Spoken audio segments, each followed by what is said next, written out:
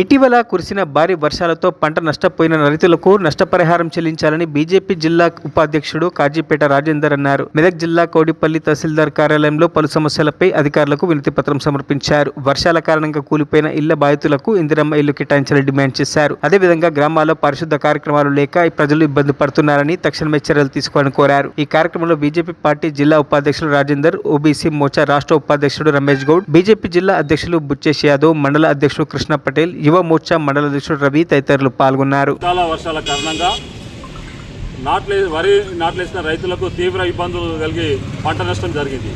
అట్టి రైతులకు నష్టపరిహారం కింద ప్రభుత్వం తక్షణమే ఆదుకోవాలి.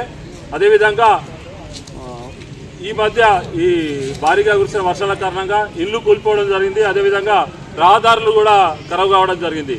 కాబట్టి తక్షణమే రాష్ట్ర ప్రభుత్వం దీని మీద శ్రద్ధ చూపించి తక్షణమే వాళ్ళకు ఇండ్ల కోసం నష్టపరిహారం కింద సాక్ష్యం చేయాలి. అదేవిధంగా ఇండ్ల నిర్మాణం కింద కూడా ఇళ్లను సాక్ష్యం చేయాలి. అంతేకాకుండా ఈరోజు గ్రామ పంచాయతీ ఎలక్షన్లు జరగక ఏడాదిన్నర దాటిపోవడంతో ఈరోజు గ్రామ పంచాయతీలలో అభివృద్ధి కుంటుపడింది. ఎందుకంటే ఈరోజు ఈ మధ్య చూసినట్టయితే ప్రతి గ్రామ పంచాయతీలో కూడా పంచాయత్ సెక్రటరీలు 4 నుంచి 5 లక్షల రూపాయలు సొంత జేబుల నుంచి అప్పులు చేసి గ్రామాభివృద్ధి కోసం పెట్టుబడి పెట్టడం జరిగింది. గతంలో ఉన్న సర్పంచులు గతంలో చేసిన పనులకు బిల్లు రాక వాళ్ళు అప్పుల పాలైతే ఈరోజు ఈ పంచాయత్ సెక్రటరీలు జేబుల నుంచి గ్రామాభివృద్ధి కోసం డబ్బులు పెట్టి అప్పులు చేసి వీళ్ళు అప్పుల పాలేరు.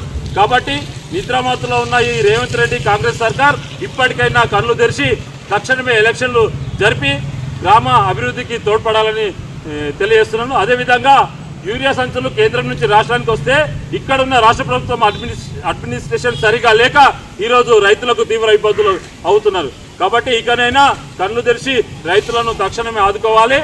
ఇక నుండి